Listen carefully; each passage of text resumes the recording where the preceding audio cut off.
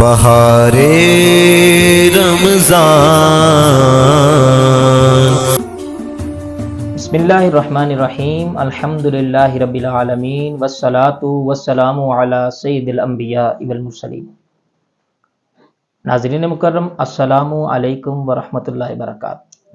آپ کا میزبان شمس الرحمان رمضان المبارک کی خصوصی ٹرانسمیشن بہار رمضان لے کے آپ کی خدمت میں حاضر ہے۔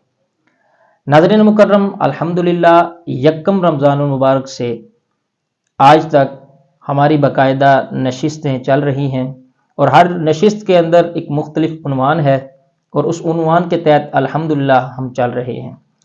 آج ایک مرتبہ پھر ہمارے پروگرام کے اندر جناب محترم پروفیسر محمد طارق نعیمی صاحب، پروفیسر صاحب اپنے پروگرام کے اندر آپ کا خیر مقدم کرتے ہیں۔ ناظرین مکرم، آپ کو بتاتا چلوں ہمارا یہ سلسلہ انشاءاللہ اخیر رمضان تک چلے گا اور ہماری کوشش ہوگی کہ قبلہ پروفیسر صاحب سے آپ کے پوچھے ہوئے سوالات اور زندگی کے ساتھ وابستہ مسائل کے اوپر ان سے سیر حاصل جواب لیں گے۔ ناظرین مکرم، آج ہمارے پروگرام کے اندر انشاءاللہ 4 سوالات ہیں جو ہماری زندگی کے ساتھ وابستہ ہیں۔ پروفیسر صاحب، سب سے پہلے تو آپ کا خیر مقدم ہمارے پروگرام کے اندر، اس کے بعد ہم آپ کی خدمت میں سلام محبت پیش کرتے ہیں اور ہمارے ناظرین کو بتاتے چلیے کہ عشاء کی جماعت رہ جائے تو اکثر و بیشتر پیش آنے والا مسئلہ ہے، عشاء کی جماعت رہ جائے تو کیا وتر جماعت کے ساتھ پڑھ سکتے ہیں؟ الحمدللہ رب العالمین، والصلاة والسلام علی سید الانبیاء والمرسلین۔ میں قاری شمس الرحمان صاحب آپ کا شکریہ ادا کرتا ہوں بسم اللہ۔ کہ آپ نے لوگوں کی رہنمائی کے لیے یہ ایک تعلیمی سلسلہ جاری کیا ہے۔ شکر الحمدللہ۔ اللہ پاک ہمیں استقامت کے ساتھ اس سلسلے کو جاری رکھنے کی توفیق عطا فرمائے۔ آمین آمین ثم آمین۔ جو آپ نے سوال پوچھا ہے، ماہ رمضان میں یہ واقعی مسئلہ پیش آتا ہے، لوگ یہ سوال پوچھتے بھی ہیں جی کہ اب مسجد میں تھوڑے لیٹ پہنچے ہیں، جماعت ہو چکی تھی جی بالکل تو اب نماز تراویح کی جماعت شروع ہے۔ بالکل ایک بندہ عشاء کی نماز اکیلے پڑھتا ہے تنہا، پھر وہ تراویح میں شامل ہو جاتا ہے۔ بالکل تو تراویح کے بعد چونکہ ہم وطر کی نماز باجماعت پڑھتے ہیں رمضان شریف میں، جی تو اس کے بارے میں کہ کیا وہ شخص جس نے عشاء کے فرض تنہا پڑھے ہیں بالکل وہ وطروں کی جماعت میں شامل ہو سکتا ہے کہ نہیں، اس مسئلے پہ علامہ غلام مسعود سعیدی علیہ رحمہ نے شرح صحیح مسلم میں ناظرین یہ مسئلہ لکھا ہے کہ وہ شخص جس نے عشاء کی نماز اکیلے پڑھی ہے وہ عشاء کے جو وطر ہیں ان کی جماعت میں شامل ہو سکتا ہے، کیونکہ وہ لکھتے ہیں کہ اگر ایک جماعت رہ گئی ہے تو کم سے کم دوسری جماعت کو وہ ضائع نہ کرے، دوسری جماعت میں شامل ہو جائے۔ جی بہترین ہو گیا ماشاءاللہ۔ ناظرین مکرم، اکثر و بیشتر علماء کا یہ منہج رہا ہے، لیکن ان میں مسئلہ کے اوپر باقاعدہ دسترس نہ ہونے کی وجہ سے وہ دوسری جماعت بھی چھڑوا دیتے ہیں۔ اس سے یہ فائدہ ہے کہ وطر کی جماعت سے آپ جماعت کا ثواب حاصل کر سکتے ہیں۔ اس کے ساتھ میں اس کے بیچ میں ایک مسئلہ یہ بھی ایڈ کروں گا کہ اپنے ناظرین کو، سامعین کو، کہ عشاء کے فرضوں اور وطر کے لیے ترتیب بھی ضروری ہے۔ ایسا نہیں کہ کوئی بندہ عشاء کے اس نے فرض نہیں پڑھے، آ کے نماز تراویح میں شامل ہو جاتا ہے، پھر وطر کی جماعت میں شامل ہو جاتا ہے، تو ایسا کرنے کی اجازت نہیں ہے۔ پہلے وہ فرض پڑھے اور پھر وطر پڑھے گا۔ بالکل اگر کسی نے پہلے وطر پڑھ لی بعد میں 4 فرض پڑھتا ہے تو اس کے وہ وطر نہیں ہوں گے، وطر اس کو دوبارہ پڑھنے پڑے۔ اس لیے یہ بھی میں نے مناسب سمجھا کہ آپ کی الجھن دور کر دی جائے، اس پہ بھی آپ نے توجہ فرمانی۔ بالکل، یعنی کہ ترتیب رکعات کا خیال رکھنا ہے کہ پہلے فرائض پھر اس کے بعد وطر۔ بہت خوب۔ ناظرین مکرم کا ایک اور سوال جناب کہ آئے روز بندہ، چونکہ ہمارا علم دین سے اتنا شغف نہیں ہے، ہم اس سے مستثنیٰ رہتے ہیں اور ہمیں پتہ نہیں چلتا اور ہم جماعت کے اندر مختلف چیزیں چھوڑ دیتے ہیں۔ بعض اوقات ایسے ہوتا ہے کہ سورت فاتحہ کے ساتھ سورت ملانی ہوتی ہے اور بندے سورت نہیں ملا پاتے۔ اس حوالہ سے بعض دفعہ قعدہ میں، یعنی کہ جب تیسری رکعت کے لیے اٹھنا ہے قعدہ میں، تشہد میں بیٹھتے نہیں ہیں، تیسری رکعت کے لیے ڈائریکٹ اٹھ جاتے ہیں، یعنی کہ اس کے حوالہ سے ہم نے علماء سے سن رکھا ہے کہ سجدہ سہو ہوتا ہے۔ یہ سجدہ سہو، اس کا طریقہ کیا ہے اور یہ کب لازم آئے گا؟ اس حوالے سے رہنمائی فرمائیں۔ جی، دوسرا سوال یہ ہے کہ سجدہ صاحب کب لازم آتا ہے اور اس کا طریقہ کار کیا ہے؟ جی تو میں اپنے ناظرین سے یہی عرض کروں گا کہ نماز کے اندر کچھ چیزیں فرض ہیں اور کچھ اس کے واجبات ہیں اور کچھ سنتیں ہیں۔ جی اگر نماز کے اندر فرض اور واجب میں تاخیر واقع ہو گئی، بالکل، یا کوئی واجب رہ گیا، تو اس کے ازالے کے لیے سجدہ صاحب لازم ہوتا ہے۔ ٹھیک ہو گیا، یعنی واجب رہ گیا، ہاں، نماز کے اندر اگر سنت عمل کوئی رہ گیا تو اس پہ سجدہ صاحب لازم نہیں ہوگا۔ ٹھیک ہے، اب اس کے ساتھ دوسری بات یہ ہے کہ اگر نماز کے اندر 4 رکعت والی بندہ نماز پڑھ رہا تھا جی اور اس نے 4 ہی ایسی غلطیاں نماز میں کی کہ جو فرض اور واجب کے ساتھ تعلق رکھتی تھی اور سجدہ صاحب لازم آتا تھا۔ ٹھیک ہے، اب سوال ذہن میں یہ پیدا ہوتا ہے کہ غلطیاں اس نے 4 کی ہیں تو کیا سجدہ صاحب 4 کرے گا کہ ایک ہی کرے گا؟ ہاں بالکل پروفیسر صاحب، خاص کر یہ لوگ بھی سوال پوچھتے ہیں جی بیچ میں۔ بڑا عمدی بات ہے۔ تو اس میں یہ ہے کہ اگر نماز میں جتنی مرضی غلطیاں آ جائیں جو سجدہ صاحب کو لازم کرنے والی جی تو سجدہ صاحب ایک ہی لازم ہوگا،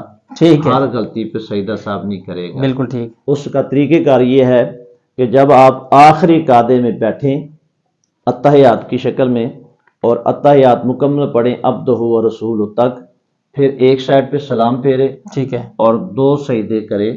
2 سجدے کرنے کے بعد پھر وہ اتحیات میں مقتدی بیٹھے گا، نمازی بیٹھے گا، اور پھر وہ اتحیات، درود پاک اور دعا رب جلیلی پڑھ کے سلام پھیرے گا، اس کی نماز مکمل بالکل ہو جائے ٹھیک گی۔ ہوگا۔ یقیناً ناظرین آپ کو سیر حاصل جواب مل چکا ہوگا کہ فرض میں تاخیر ہو جائے، واجب ادا نہ کر سکے، سجدہ صاحب آپ پہ لازم ہو جاتا ہے، اور اس کے ادا کرنے کا طریقہ بھی قبلہ پروفیسر صاحب نے آپ کو بتا دیا ہے۔ اور اس میں اگر آپ کا فرض رہ جاتا ہے تو پھر فرض رہ گیا ہے نماز کے اندر ہی، اگر اس کو یاد آ گیا ہے تو وہ اس پہ بھی سجدہ صاحب کرے گا۔ ٹھیک ہے، مثال کے طور پہ ہر رکعت میں 2 سجدے کرنا فرض ہے۔ جی اب ایک بندے نے رکعت میں صرف ایک ہی سجدہ کیا اور ایک سجدہ رہ گیا، اور غلطی سے ایسا ہوا، جان بوجھ کے کرے گا تو نماز ٹوٹ جائے گی۔ ٹھیک ہو گیا، ٹھیک ہے، غلطی سے اس نے ایک سجدہ کیا، ایک سجدہ نہ کر سکا، یاد نہیں اس کو رہا۔ اب اس نے اگلی رکعت شروع کر لی ہے، جب اگلی رکعت میں گیا ہے تو پھر اس کو خیال ہے کہ یار میں نے سجدے 2 کرنے تھے تو میں نے 1 کیا ہے، تو اب اس میں یہ ہے کہ اگلی رکعت میں وہ 3 سجدے کرے گا۔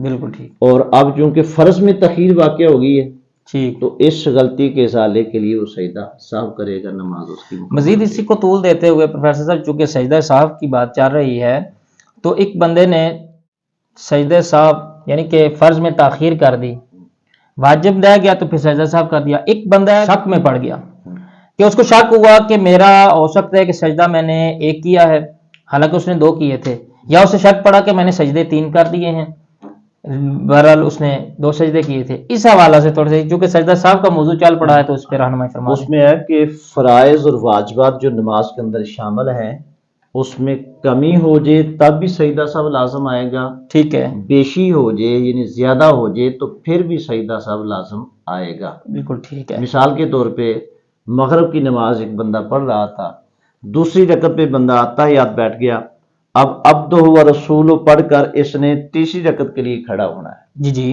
کیونکہ تیسری رکعت اس کے ذمہ رہتی ہے۔ بالکل، اب یہ اتحیات کے بعد اس نے درود پاک شروع کر لیا، اب درود پاک پورا پڑھا تو پھر خیال ہے کہ میری 1 رکعت رہتی ہے، تو اب اس پہ سجدہ صاحب لازم ہو جائے گا۔ سمجھ آ رہی؟ بالکل ٹھیک، اب یہ تیسری رکعت کے لیے پھر اٹھے گا، اسی طریقے سے رکعت پڑھے گا لیکن سجدہ صاحب کر کے پھر نماز مکمل کرے گا۔ یعنی اس کا شک اگر گزرا ہے تو اس شک پہ اگر وہ سجدہ صاحب کر لیتا تو اسے مسئلہ کوئی نہیں۔ یعنی شک کی صورت اس ضمن میں آئے گی کہ اگر اس کا ذہن کلیئر کر دیتا ہے کہ اس نے یہ غلطی کر دی ہے، ٹھیک ہے، ٹھیک ہے، پہلے تذبذب تھا لیکن کچھ دیر کے بعد اس کا وہ شک یقین میں بدل گیا، ٹھیک ہے، تو اگر اس کا یقین جو ہے وہ واجب ترک کرنے میں ہے یا اس میں تخیر ہے تو پھر سجدہ صاحب کر لے گا۔ بالکل ٹھیک، اگر اس کے ذہن نے کلیئر کر دیے کہ نہیں میں نے 2 ہی سجدے کرنے تھے، 2 ہی کیے ہیں، 3 نہیں کیے یا 1 نہیں کیا، ٹھیک ہے۔ اب اس پہ سجدہ صاحب نہیں ہوگا۔ اچھا پروفیسر صاحب ہماری ایک بہن ہے، انہوں نے ہم سے سوال کیا تھا، اس سوال کا بھی جواب چونکہ نماز تراویح صرف رمضان المبارک میں ہوتی ہے تو اپنی آسانی کے لیے ہم بہت سی چیزیں ڈھونڈتے ہیں، کوئی جہد نکالتے ہیں کہ کوئی آسانی نکل آئے، تو انہوں نے سوال بڑا منفرد سا کیا، لیکن ہر بندے کے لیے بڑا بہتری کا سبب بنے گا۔ انہوں نے سوال کیا کہ اگر ہم تراویح کی نماز جو ہے وہ 2 کی بجائے 4 رکعت پڑھ لیں تو کیا پڑھ سکتے ہیں؟ اس میں یہ ہے کہ نماز تراویح جو ہے یہ مشروع 2 رکعت ہے، جی 2 کر کے ہی پڑھے گا۔ اگر یہ 4 رکعت پڑھنا چاہتا ہے نفل وغیرہ تو وہ ایک الگ اس کا طریقہ کار ہے۔ اگر یہ 4 رکعتیں ہی پڑھنا چاہتا ہے اور یہ نفل کی نیت کرے گا، اس میں ہے کہ جب دوسری رکعت پہ یہ بیٹھے گا ٹھیک ہے، تو دوسری رکعت میں یہ اتحیات بھی پڑھے گا، ٹھیک ہے، درود پاک بھی پڑھے گا، دعا رب جعلنی بھی پڑھے گا، سلام نہیں پھیرے گا، تیسری رکعت کے لیے کھڑا ہو جائے گا۔ ٹھیک ہو گیا۔ آپ جس طرح پہلے 2 رکعتیں پڑھی ہیں کہ پہلی رکعت تو اس نے ثنا سے شروع کی تھی، یہ تیسری رکعت بھی ثنا سے شروع کی، یعنی جیسے ہم سنت غیر موقدہ 4 پڑھتے ہیں عصر کی یا عشاء کی، ہاں اسی طرح اسی یہ ادا ترتیب کرے سے، یعنی کہ تراویح جو ہے وہ 2 ہی پڑھنی ہے، 4 نہیں پڑھ گا۔ سکتے۔ ہاں، تو یقیناً ہماری بہن تک وہ پیغام پہنچ چکا ہوگا۔ جتنے بھی احباب کے ذہن میں یہ سوال تھا وہ اپنے پاس نوٹ کر لیجئے کہ آپ تراویح کی 2 رکعت کر کے ہی پڑھیں گے، 4 نہیں اکٹھی پڑھ سکتے۔ ہاں اگر نوافل پڑھنا چاہتے ہیں تو وہ 4 پڑھ سکتے ہیں، لیکن اس کی ترتیب قبلہ پروفیسر صاحب نے ابھی اسی سوال کے ضمن میں بتا دیا ہے، وہ پڑھ سکتے ہیں۔ ناظرین مکرم، مختصر ترین وقت ہے، اس میں ہم پروفیسر صاحب سے آج کے اس پروگرام کے آخری سوال میں یہی پوچھیں گے کہ کوئی ایسا پیغام جس سے ہم اللہ کو اپنا دوست جان سکیں، یا اللہ ہمیں اپنی دوستی میں رکھ لے، اپنے محبوب بندوں میں رکھ لے، اس کا کوئی طریقہ، کوئی عمل بتا دیں۔ بسم اللہ۔ ہاں، جو آپ نے آخری سوال پوچھا ہے عمل کے حوالے سے کہ جس سے خدا کی دوستی بندے کو نصیب ہو جی جائے، بالکل، ایک حدیث نبی ہے جو فتاوی رضویہ میں موجود ہے کہ سرکار دو عالم کا فرمان ہے کہ جو شخص 3 کام کر لے اس بندے کو اللہ اپنا دوست رکھ لیتا ہے، سبحان اللہ، واہ واہ، اور جو 3 کام نہ کرے اس کو دشمن رکھتا ہے۔ اللہ اکبر کبیرہ۔ وہ کون سے 3 کام ہیں؟ ان میں سے ایک کام یہ ہے کہ نماز کو اس کے وقت پہ جو بندہ ادا کرتا ہے واہ وہ واہ، خدا کا دوست بن جاتا ہے۔ سبحان اللہ، سبحان اللہ۔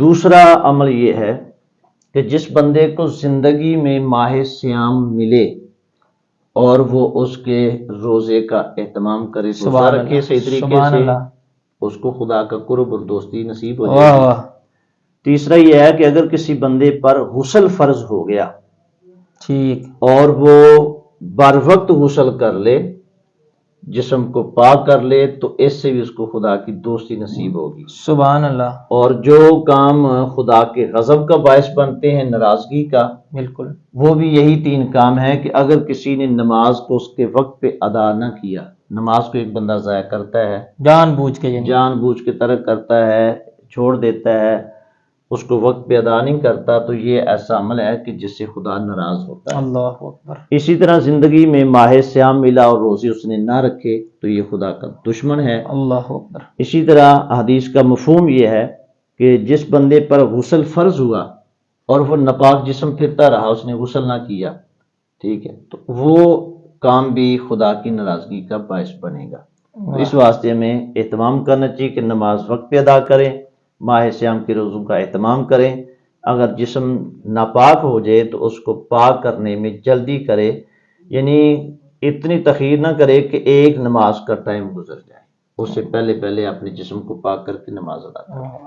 سبحان اللہ۔ ناظرین مکرم، آج کے پروگرام کا وقت اختتام کی طرف جا رہا ہے، انشاءاللہ کل پھر ایک نئے موضوع کے ساتھ اور آپ کے سوالات کے ساتھ۔ میں بتاتا چلوں، اگر آپ کا بھی کوئی مسئلہ ہے، کوئی سوال ہے تو ہمارے پروگرام کے کمنٹ باکس میں بھی پوچھ سکتے ہیں، نہیں تو ہمارا جو پروگرام ہے اس کے کمنٹ میں اگر آپ پوچھ سکتے ہیں تو بہت اچھی بات ہے، نہیں تو ہمارے نمبرات چلتے رہتے ہیں، ان نمبرات میں سے کسی ایک نمبر پہ آپ واٹس ایپ کر کے بھی اپنا سوال اور مسئلہ بیان کر سکتے ہیں۔ انشاءاللہ ہم اسی نشست کے اندر جو ہماری انشاءاللہ اختتام رمضان تک چلے گی، اس نشست میں آپ کے سوال کا جواب دیا جائے گا۔ کل تک کے لیے اپنے میزبان کو اجازت دیجیے، کل پھر ملاقات ہوگی۔ اللہ نگہبان۔